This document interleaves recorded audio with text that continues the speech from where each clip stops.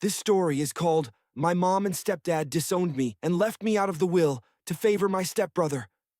Now, years later, they're begging for my help. Let's jump into it. Hey, Reddit. I never imagined I'd be sharing my experience here, but here I am. This story has been weighing on me for a while, and honestly, I'm still trying to wrap my head around it. Putting it into words might help me process, so here goes. I'm not entirely sure where to start, but I feel the need to get it all out. My life turned upside down when I was 14, and even now, years later, I'm still trying to make sense of it. Maybe writing it down will help. Here's the deal. My mom, Lisa, married my current stepdad, Steve, when I was 14. Before he entered the picture, it was just the two of us for as long as I could remember. My dad passed away when I was 7. He had a sudden heart attack. At the time, I didn't fully understand what was happening, only that one day he was there, and the next, he wasn't. My mom did her best to keep things together after that. She worked long hours as a receptionist at a dentist's office, but always managed to be home in time to help me with homework or make dinner. We didn't have a lot of money, but we managed. For a while, it felt like we were a team. Everything started shifting when Steve entered the picture. He wasn't anyone remarkable, just a guy my mom met through a coworker. He did odd construction jobs and loved bragging about the projects he was supposedly working on, though I rarely saw him stick with anything. My mom, however, was completely infatuated. She'd say things like, "He's reliable," or "He makes me laugh again." After watching her struggle for so long, I can understand now why she wanted someone to rely on. But back then, all I saw was some random man moving into our house, trying to insert himself into our lives. And then there was Tyler, Steve's 17-year-old son. He wasn't just part of the package. For me, he was the deal breaker. From the moment he showed up, it was clear he had no interest in being part of a family. Tyler came with a bad attitude, a pile of terrible habits, and no respect for the fact that this had been my home first. At first, I tried to convince myself we'd all adjust, that it was just new for everyone. But it didn't take long to realize that wasn't going to happen. Back then, Tyler was my biggest problem. He acted like he was doing us a favor just by being there.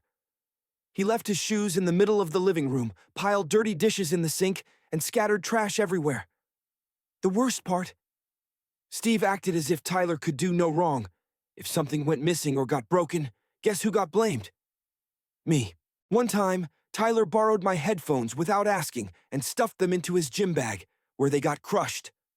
When I told Steve, he said, "Maybe you shouldn't leave your stuff lying around." My face burned with anger, but I stayed quiet.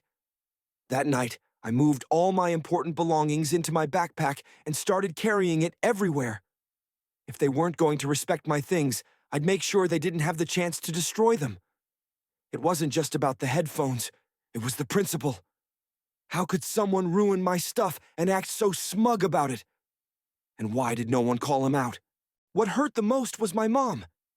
She'd watch from the kitchen, completely silent, wearing the same blank expression as always.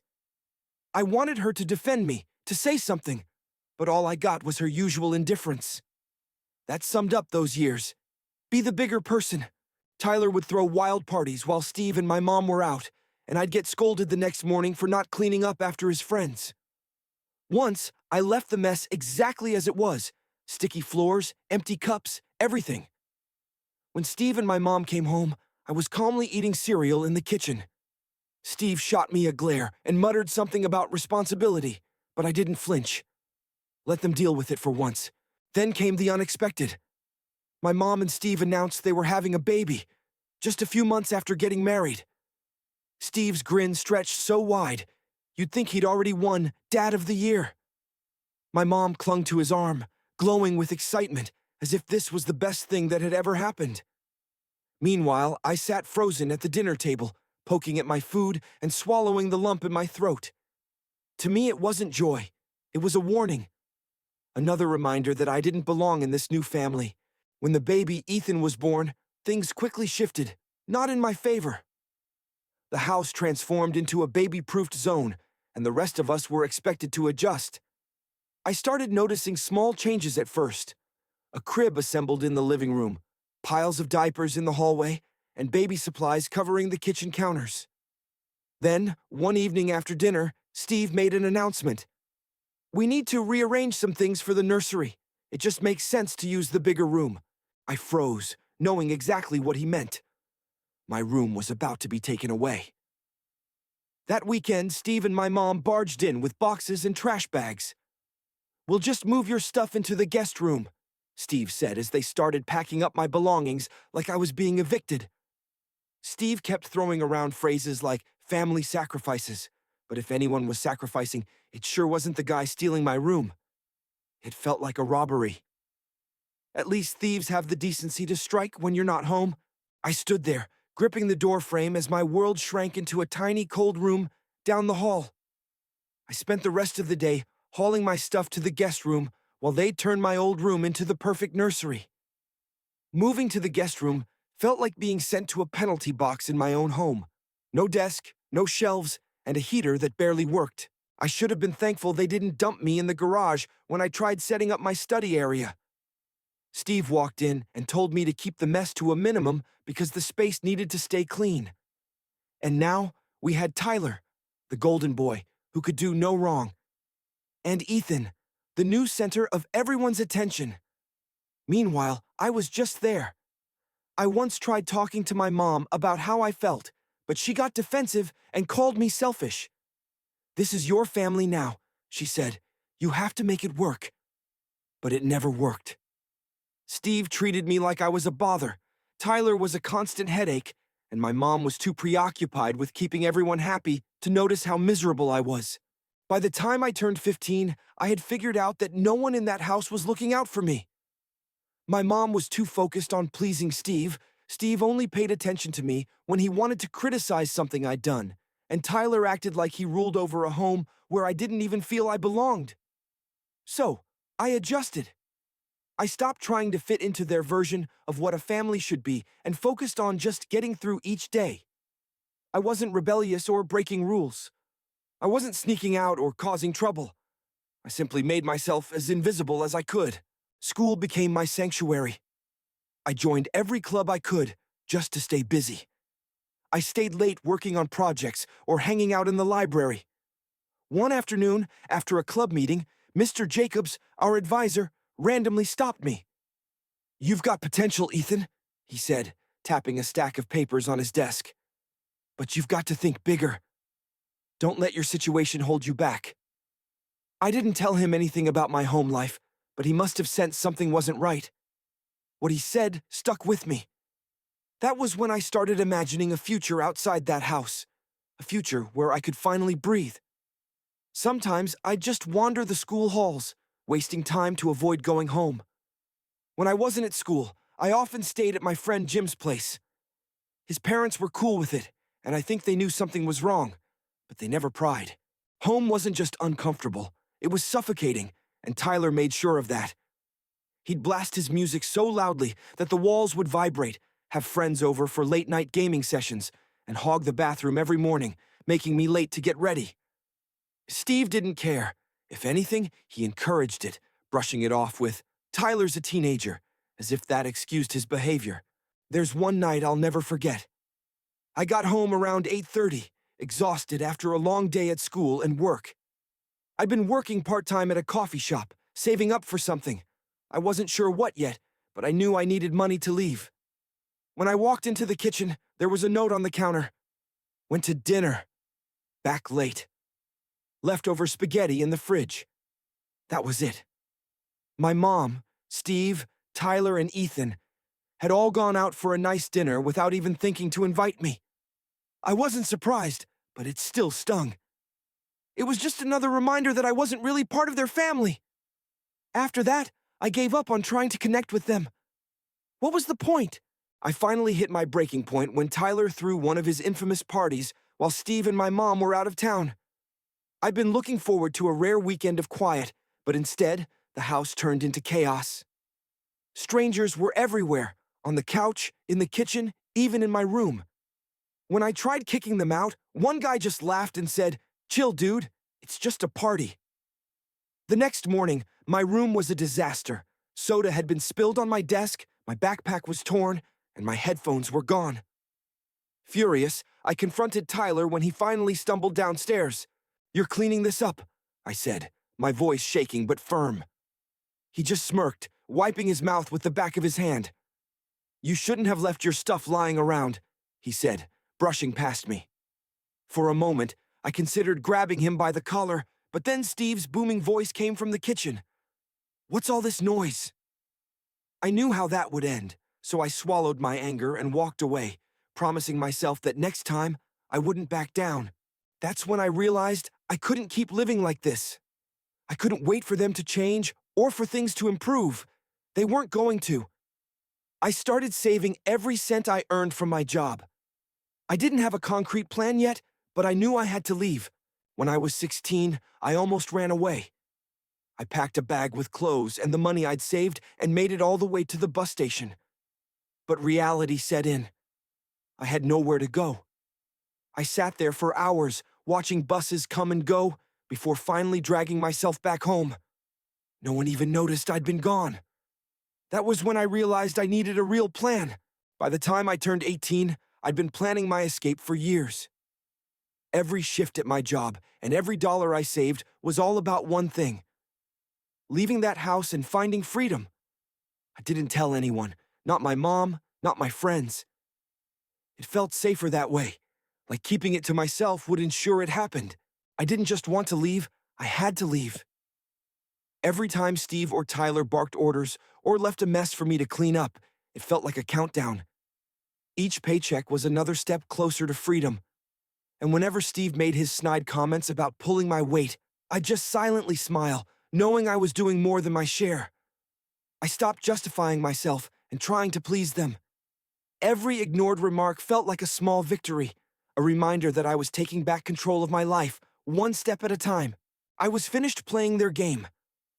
My deadline wasn't random. Steve had been making comments about charging me rent the moment I turned 18. "If you're old enough to work, you're old enough to pay your way," he'd say with that arrogant grin I couldn't stand. There was no way I was going to give him another reason to control me. If I was going to pay rent, it would be for my own place. So, I found a tiny apartment near my college. It wasn't anything special, but it gave me the independence I craved. The hardest part was breaking the news to them. I waited until my birthday to bring it up, thinking they'd have less room to argue if I was legally an adult. That night, as I steeled myself for the conversation, I walked into the living room only to find Tyler had left it in complete chaos. Trash was scattered everywhere. As always, Steve acted like it was my job to deal with it. "You're part of this family, Ethan," he said, standing there doing nothing while I picked up after Tyler. "Sometimes you've got to pull your weight." That was it. I'd had enough.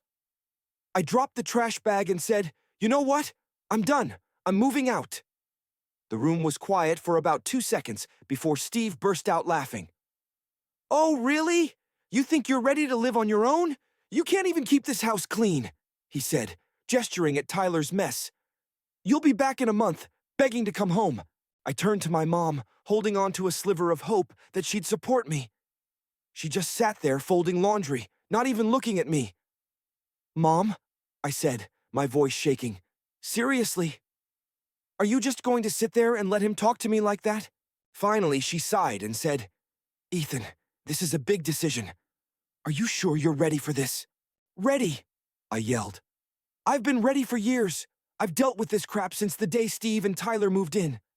I've been the maid, the scapegoat, and the invisible roommate all rolled into one. And you want to ask if I'm ready?" "No, Mom. The real question is why you've never stood up for me." Her face crumpled, and for a moment, I thought she might actually apologize. Instead, she said softly, "I just didn't want to make things harder for anyone." I let out a bitter laugh. "Harder for who? Tyler? Steve?" "Because it's definitely not been easy for me." Of course, Steve couldn't resist chiming in. "Oh, here we go. Poor Ethan, always the victim." "Grow up. Life's tough, kid. You're not special." I grabbed my bag, my heart pounding with anger. "You know what? Keep the house. Keep the family dynamic. Keep all of it. I'm done. I'll figure it out on my own." And guess what? I'm never coming back. I slammed the door behind me, cutting off whatever Steve was yelling as I walked out into the night. For the first time in years, I felt free. But I was furious that it had to come to this. My first night in the new apartment was strange. The silence felt almost overwhelming after years of living in constant noise and chaos. I sat on the floor eating takeout because I didn't have a table yet, wondering if I'd made a mistake. But deep down, I knew I hadn't. This was what I needed. A chance to breathe, to exist without constantly being blamed or ignored. In the weeks that followed, I settled into a routine. No one left messes for me to clean. No one took my things. No one blamed me for things I didn't do. It was peaceful, and I started to realize just how much I'd missed that feeling. I didn't cut off contact with my mom entirely, but I kept my distance. We'd exchange texts now and then, and she called a few times, though our conversation stayed shallow. She never asked about my apartment or how I was doing, and I didn't offer much information. As for Steve and Tyler, they didn't reach out at all, and honestly, I was fine with that. There was one night, though, when my mom called late. I picked up, thinking something might be wrong. She sounded hesitant, like she wanted to say something but couldn't figure out how. Finally, she said, "Ethan misses you. He keeps asking where you are." I didn't know how to respond. I missed Ethan too. He was just a kid after all, but I couldn't go back to that house. Not even for him. "Tell him I miss him too," I said. And that was the end of the conversation. Moving out was the best decision I've ever made. It wasn't easy, and it didn't magically fix everything, but it gave me the space I needed to figure out who I was outside of that toxic environment. Then, one evening out of nowhere, my mom called again. This time, she had news. "Steve's been working on his will," she said, as if it were just a casual update. "He just wants to make sure everything's organized." I didn't say anything at first, unsure where she was going with this. After a pause, she continued. "He's decided to leave most of it to Tyler and Logan. It's just simpler that way." I wanted to laugh, cry, and scream all at once. Even in death, Steve made sure I knew my place. Second best, an afterthought. I wanted to ask my mom why, to demand an explanation, but the answer was already clear. It always had been. I forced myself to keep my voice steady. "I understand," I said. She hesitated. "You know this doesn't change how we feel about you," she added quickly, her tone rushed and unconvincing. "It's just paperwork, Ethan. It doesn't mean anything. But it did mean something. It meant everything." I didn't argue. I let the conversation drift to safer topics until we eventually hung up, but the damage was done. That call stayed with me for days, a painful reminder of where I stood in their lives. After that, I stopped answering her calls for a while. It wasn't out of spite, I just couldn't bring myself to deal with it anymore. Instead, I concentrated on what I could control: work, school, and my personal life. I picked up extra shifts, joined a study group to stay on top of my classes, and kept a low profile. Living alone wasn't easy, but it was straightforward. If something broke, I fixed it. If the bills piled up, I worked longer hours. It wasn't simple, but it was mine. And that meant more to me than anything Steve might have left me in a will. Life moved forward, and slowly, I started feeling like I had some sense of stability. Then, out of nowhere, a letter arrived from a law firm. At first, I assumed it was either a mistake or a scam. The name on the envelope was unfamiliar, and I didn't exactly have much experience with lawyers. When I opened it, the message was clear. My great-aunt Megan, someone I barely remembered meeting as a child, had passed away and named me her sole heir. I hadn't even known she was still alive, let alone that I was included in her will. The letter instructed me to contact the attorney managing her estate to go over the details. Initially, I didn't think much of it. I figured it was probably just a sentimental keepsake or an old photo album. I didn't call the lawyer right away, convincing myself it could wait since school was hectic and my energy was stretched thin. Deep down, though, I knew the real reason. I was afraid. Afraid of what Megan might have left me because it meant facing everything I'd been avoiding. a family that had never truly acknowledged me, and the sacrifices I had made for people who didn't care. It wasn't only about the inheritance, it was about proving to myself that I could turn this unexpected gift into something meaningful. A week later, another letter came, marked urgent. That's when I decided to take it seriously. I called the lawyer's office, half expecting them to say it was all a mistake. Instead, I was informed that Megan had left me everything: a house, some land, and a trust fund worth millions. Millions. I nearly dropped the phone. It didn't feel real. The lawyer asked me to come in to sign some paperwork and discuss the details. I booked the earliest available appointment, still half convinced there had been some error. Walking into the office felt like entering a different world. The lawyer, a no-nonsense woman named M. Halper, explained everything. Megan, it turned out, had been incredibly wealthy. She'd invested in real estate, owned several properties, and made smart financial decisions. She hadn't had children, and according to Ms. Halper, she deeply admired independent, hard-working people. She specifically mentioned you in her will, Ms. Halper said, sliding a letter across the table. She wanted you to have the chance to build a life without the struggles she faced. The letter was short but heartfelt. Megan wrote about how she had quietly observed my determination and resilience, admiring how I persevered despite my circumstances. She believed I deserved a fresh start, free from the weight of my past. I was speechless. After scraping by on a part-time job, I was suddenly being handed a future I couldn't have dreamed of.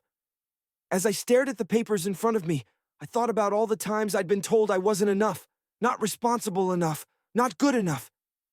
And yet, here was someone who barely knew me, but believed in me more than my own family ever had. It was overwhelming, but it also felt validating. Once the paperwork was completed, I gained access to the trust fund and became the owner of Megan's house. It was located in a quiet neighborhood, a couple of hours from where I was living. I decided to move in immediately, leaving behind my cramped apartment for a fresh start.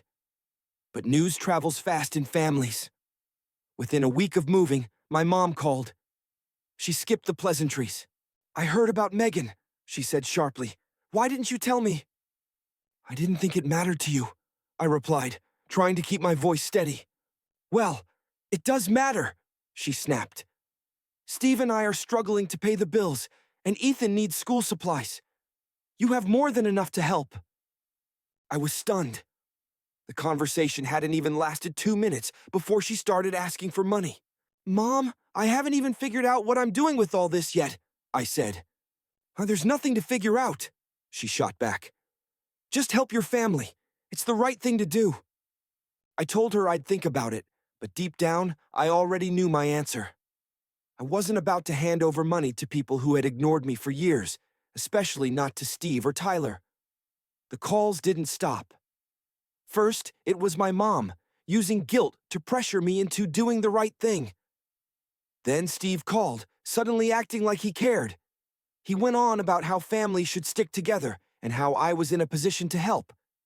Even Tyler started texting, claiming he was trying to turn his life around and just needed a little assistance. The final straw was when Steve showed up at my door uninvited. When I opened it, there he was, all smiles, holding Ethan's hand. Ethan looked confused, like he didn't even know why he was there. "Can we talk?" Steve asked, stepping inside before I could respond. I folded my arms and stayed by the door. "What do you want?" He launched into a speech about how difficult things had been and how I could make a real difference for the family. "We're not asking for much," he said with a forced smile. "Just enough to get back on our feet." I cut him off. "You've got some nerve showing up here like this. Where was all this concern when I was living in a closet, blamed for everything?" Steve's smile disappeared. "That was a long time ago. This is about the future." "No," I replied firmly. "This is about you trying to take advantage of me." I told him to leave, but he kept arguing. Finally, I threatened to call the police, and that got him to leave. After that encounter, I realized I couldn't let any of them remain in my life. Not my mom, not Steve, and definitely not Tyler. They weren't just toxic, they were relentless. Ignoring their calls and texts wasn't enough. They always found ways to push back in, trying to manipulate me into giving them something. I knew I had to put a definitive end to it. They refused to leave me alone. The first step I took was meeting my attorney again. I laid out the entire situation, and they advised pursuing legal action to safeguard myself. We filed a restraining order against Steve, citing his unexpected visit as harassment. It was a severe move, but I didn't regret it for a moment. Simply blocking their numbers and social media profiles wasn't enough. I went as far as changing my phone number entirely, sharing it only with a few close friends. I even used a privacy service to have my address removed from public records, ensuring they couldn't track me down again. I refused to live in constant fear, bracing for the next surprise confrontation.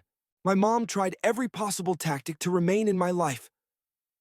She sent emails from various accounts, filling them with guilt-tripping messages about abandoning family and how much Ethan missed me. Initially, I skimmed through them to see what strategy she was trying next, but eventually, I stopped reading them altogether.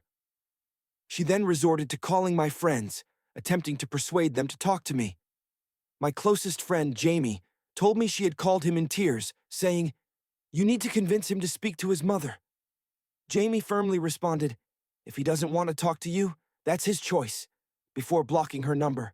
That was the moment I knew I had to cut ties entirely, not just with my mom, but with anyone linked to her. I unfriended and blocked mutual acquaintances and distant relatives still in contact with her. I wasn't going to leave any path open for her to reach me. Then one day she sent me a letter in the mail. I have no idea how she found my new address, but there it was, her handwriting unmistakable on the envelope. Against my better judgment, I opened it. The contents were exactly what I anticipated, a mix of guilt, manipulation, and entitlement. She wrote about how difficult things were for her and Steve, how Ethan was struggling in school, and how I was being selfish for not helping. The letter concluded with, "You'll regret this one day when we're gone." That final line infuriated me more than anything else. For years, they had dismissed me, demeaned me, and taken advantage of me, and now she had the nerve to act like I was the one abandoning them. I tore the letter into pieces and threw it away. Then, I contacted my lawyer and requested a formal cease and desist letter. I made it clear that if they attempted to contact me again, I would take legal action. What followed was pure relief. No phone calls, no emails, no letters. For the first time in years, I felt I could finally move forward without them pulling me down. Cutting off my mom, in particular, wasn't easy. There were moments when I wondered if I had gone too far. But then I would remind myself of all the times they had made me feel insignificant. When they crammed me into a tiny room, when Tyler destroyed my belongings, when Steve blamed me for everything, and when my mom just stood by and let it all happen. I realized that distancing myself wasn't about punishing them. It was about protecting myself. They had shown me who they truly were, and I wasn't going to waste more of my life hoping they'd change. The only person I considered reconnecting with was Ethan. He was just a kid, and I didn't hold him responsible for the actions of the rest of the family. He had written me a heartfelt letter once, apologizing for asking me for money and saying he missed me. It felt sincere, and I could tell he wasn't part of the manipulation his parents and Tyler orchestrated. However, reaching out to him would mean reopening the door to everyone else, and I wasn't ready for that. Perhaps someday, when Ethan is older and can contact me on his own terms, we'll reconnect. But for now, I needed to keep that door firmly shut. These days, I rarely think about them. I've built a life I'm proud of, a fulfilling job, a few loyal friends, and a sense of peace I never had growing up. Severing ties wasn't simple, but it was the best choice I ever made. Walking away wasn't just a matter of survival, it was a fresh start. After years of barely getting by, I finally had the chance to rebuild my life on my own terms. Family isn't about shared blood, it's about the people who stand by you. If my family wasn't going to be those people, I was determined to find others who would. Thank you for sticking with me through this long story. Writing all of this out has been both draining and liberating, and honestly, I wasn't sure if anyone would actually read it. If you've made it this far, I truly appreciate you taking the time.